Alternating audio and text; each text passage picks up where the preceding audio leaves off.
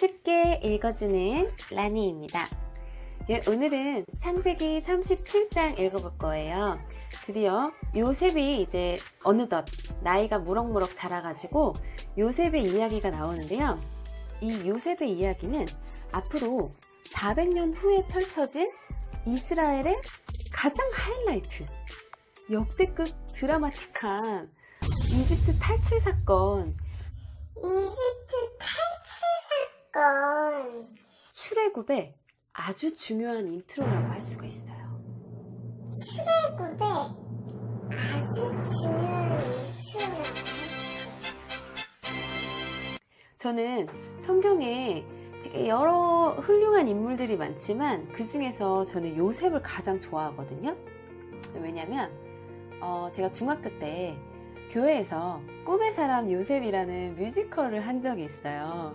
그래서 그때 막 연기도 하고 안무 연습도 하고 노래도 하고 기도도 하고 막 여러 가지 그런 활동했던 어떤 추억들이 또 있고, 그만큼 다른 인물들보다는 조금 더 이제 깊숙하게 알았던 사람이라서 그런지 요셉이 저는 참 좋아요. 그리고 요셉은 사실 정말 배울 게 많은 사람이에요.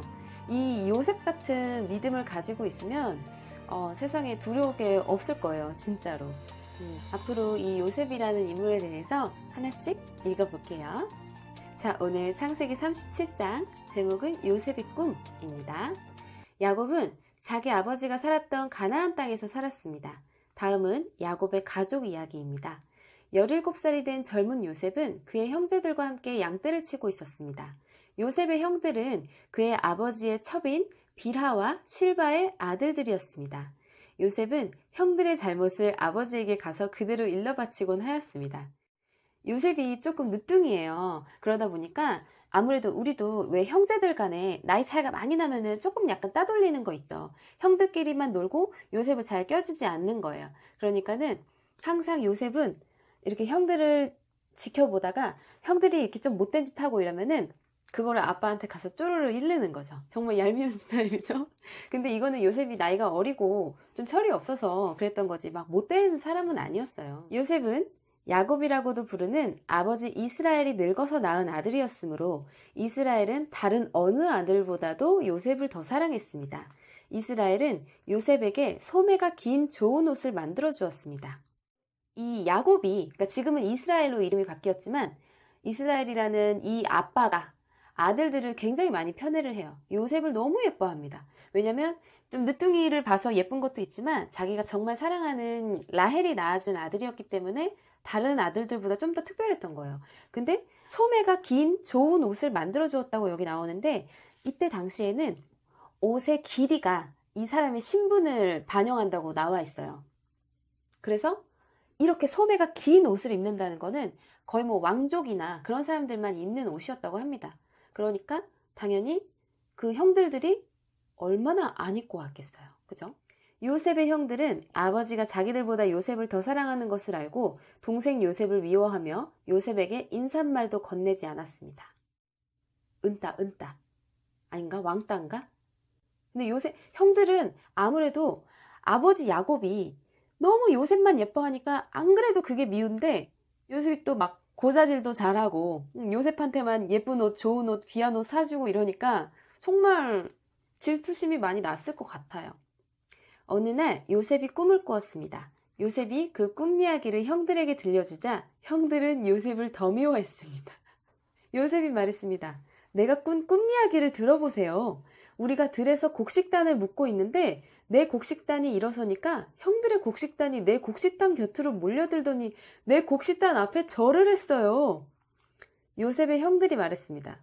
네가 우리의 왕이라도 될 줄 아느냐? 네가 정말로 우리를 다스리게 될 줄 아느냐? 요셉의 형들은 요셉이 말한 꿈 이야기 때문에 그전보다도 더 요셉을 미워했습니다. 약간 어떤 느낌인지 아시겠죠? 안 그래도 미운데 미운 짓만 골라서 하고 있어요, 지금. 그 후에 요셉이 또 꿈을 꾸었습니다. 요셉은 그 꿈 이야기를 또 형들에게 들려주었습니다. 눈치가 없어. 그냥 자기만 알고 있지. 바보 같아요. 들어보세요. 내가 또 꿈을 꾸었어요. 꿈에서 보니까 해와 달과 별 11개가 나에게 절을 했어요. 요셉은 그 꿈 이야기를 자기 아버지에게도 했습니다.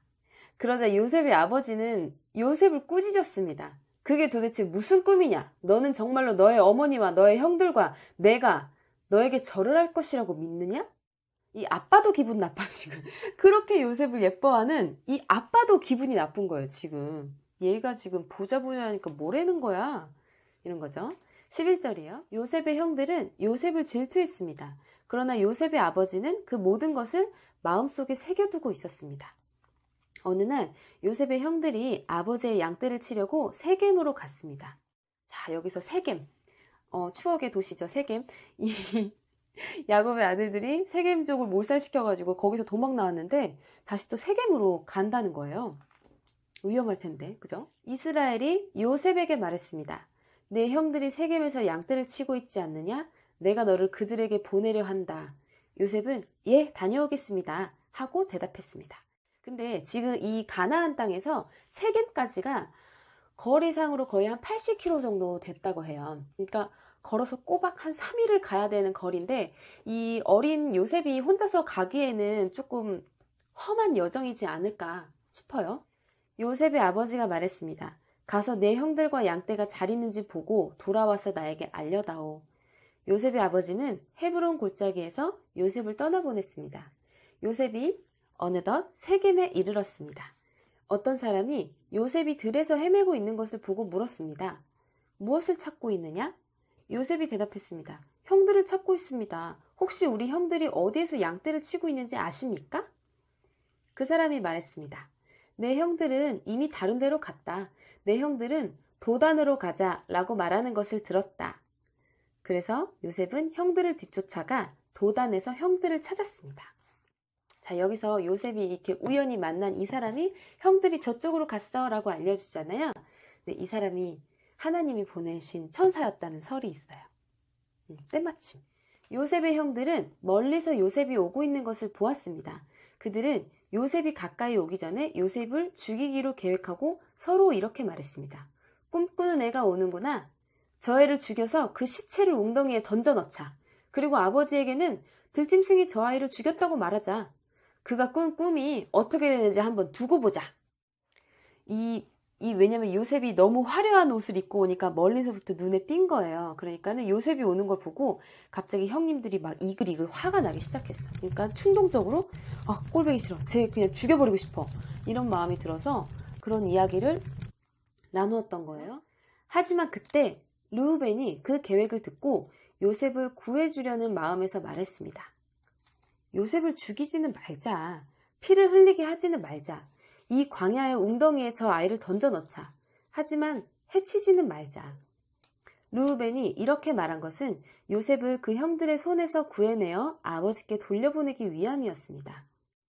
르우벤은 야곱의 첫째 아들이에요. 그러니까 나이가 가장 많겠죠. 그러니까 아무래도 조금 다른 형제들보다는 아마 조금 더 성숙했던 것이 아닌가. 그래서 다른 이제 동생들이 막 질투심에 사로잡혀가지고 어린 요셉을 죽이려고 가담하는데 이 형은 그러면 안 되지. 내 손으로 형제를 죽이면 안 되지. 그런 생각이 들어가지고 야 그냥 우리 피 흘리게 막 죽이고 살인하고 그러지는 말고 그냥 웅덩이에다 쟤 던져놓자. 어차피 웅덩이에 들어가 있으면은 어차피 굶어 죽을 거 아니에요. 그렇게 얘기를 한 거예요. 요셉이 형들에게 가까이 다가오자 형들은 소매가 긴 요셉의 옷을 벗겼습니다.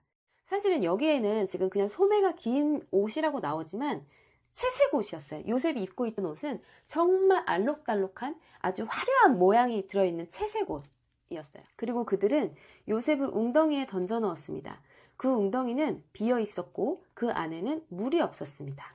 요셉이 웅덩이에 있는 동안 형들은 자리에 앉아서 음식을 먹었습니다. 아니 어떻게 동생을 웅덩이에다가 던져놓고 자기네들은 앞에서 밥을 먹고 있죠? 사이코패스 아닌가? 그들이 고개를 들어보니 이스마엘 사람들이 오고 있는 모습이 보였습니다. 그 이스마엘 사람들은 낙타의 향료와 유향과 모략을 싣고 길르앗에서 이집트로 여행하던 중이었습니다. 그 모습을 보고 유다가 형제들에게 말했습니다. 유다는 넷째 아들이에요. 우리가 동생을 죽인 다음 그 사실을 숨긴다고 해서 우리에게 무슨 좋은 일이 있겠나? 차라리 요셉을 저 이스마엘 사람들에게 팔아버리자. 그러면 동생을 죽이는 죄도 짓지 않게 된다. 그래도 저 애는 우리 동생이고 우리와 피와 살을 나눈 형제가 아니냐. 그러자 다른 형들도 모두 유다의 말에 찬성했습니다. 그러는 동안 미디안 상인들이 지나갈 때에 형들은 요셉을 웅덩이에서 꺼내 은 20세겔을 받고 이스마엘 사람들에게 팔았습니다. 이스마엘 사람들은 요셉을 이집트로 데리고 갔습니다. 이집트에 노예로 팔아버린 거예요. 근데 은 20세겔은 이때 당시에 노동자들의 거의 2, 3년 연봉에 해당하는 금액이래요. 그러니까 굉장히 비싼 값에 요셉을 팔아넘긴 거죠. 요셉의 형들이 요셉을 이스마엘 사람들에게 팔았을 때 르우벤은 거기에 없었습니다. 르우벤이 웅덩이로 돌아와 보니 요셉이 보이지 않았습니다. 르우벤은 너무나 슬퍼서 자기 옷을 찢었습니다. 너무 죄책감에 시달린 거예요. 자기가 자기 아이디어로 요셉을 웅덩이에 던졌는데 와서 보니까 애가 없어진 거야. 그러니까 르우벤 너무 당황한 거죠. 막 너무 괴로워가지고 자기 옷을 막 찢었대요. 그 후에 르우벤은 다른 형제들에게 돌아와서 말했습니다. 아이가 보이지 않는다. 이제 나는 어떻게 하면 좋으냐. 요셉의 형들은 염소 한 마리를 죽여서 그 피를 요셉이 입었던 소매가 긴 옷에 묻혔습니다. 이 르우벤이 너무나 걱정을 하니까 동생들이 사실은 요만저만해서 요 은 받고 팔았어 라고 이제 아마 얘기를 해줬을 거예요. 그래서 이제 아버지한테 요셉이 들짐승에게 이제 잡아먹힌 것처럼 이제 위장을 하려고 염소의 피를 요셉의 채색 옷에다가 막 묻혔다는 거예요. 그리고 나서 그들은 그 옷을 자기 아버지에게 가지고 갔습니다. 그들이 말했습니다. 이 옷을 주었습니다. 혹시 아버지 아들의 옷이 아닌지 잘 살펴보십시오. 야곱이 그 옷을 살펴보고 말했습니다. 내 아들의 옷이 맞다. 사나운 들짐승이 내 요셉을 잡아먹었나 보구나. 내 아들 요셉이 찢겨 죽고 말았구나. 야곱은 너무나 슬퍼서 자기 옷을 찢고 거친 배로 허리를 묶었습니다. 야곱은 아들의 죽음 때문에 오랫동안 슬퍼했습니다. 야곱의 슬픔이 어느 정도였을지 잘 짐작도 안 가요. 그쵸? 그렇게 아끼던 라헬의 아들 요셉이었는데 자기가 형들 잘 있나 보고 와 해가지고 보냈잖아요. 근데 요셉이 형들한테 가는 길에 사나운 들짐승한테 잡아먹혔다고 생각하니까 얼마나 또 죄책감이 들겠어요. 자기가 죽인 것 같은 느낌이 들었을 거 아니에요. 그죠? 야곱의 모든 아들과 딸들이 야곱을 위로하려 했지만 야곱은 위로를 받으려 하지 않았습니다. 야곱이 말했습니다. 나는 울다가 죽어서 내 아들에게로 갈 것이다 하며 야곱은 아들 요셉을 위해 울었습니다. 몇 날 며칠을 막 식음을 전폐하면서 통곡을 하고 오열을 하고 울었던 것 같아요. 그러는 동안 요셉을 산 사람들은 요셉을 이집트로 데리고 가서 보디발에게 팔았습니다. 보디발은 파라오의 신하였고 왕궁 경호대의 대장이었습니다. 그러니까 왕궁에서 살고 있는 그 왕의 경호대장이었다는 거예요. 그러니까 굉장히 이제 보디발이 어떤 사람이었냐면 굉장히 막 어떤 사람인지 알겠죠? 막 힘 좋고 정말 막 그런 사람 그런 사람의 노예로 요셉이 들어가게 됐습니다. 자, 오늘 37장의 내용은 이제 요셉이 정말 두 개의 아주 멋진 흥미로운 꿈을 꿨어요. 근데 그거를 너무 형들하고 막 아버지한테 떠벌리는 바람에 정말 시기 질투를 많이 받게 됐고 거기다가 활용정점으로 아버지 야곱이 요셉에게만 채색 옷을 입혀가지고 형들이 완전히 이제 요셉을 미워하게 된 거죠. 그래서 그 질투가 화를 낳아서 요셉을 이런 위기 상황으로 처하게 됐어요. 그러니까 약간 요셉과 야곱의 콜라보 일단 요셉과 야곱의 콜라보로 실책이 있는 것 같아요, 둘 다. 어쨌든 이렇게 해서 요셉은 이집트의 종으로 팔려갔는데요. 앞으로의 요셉의 행보를 기대해주세요. 오늘도 영상 시청해주셔서 감사합니다.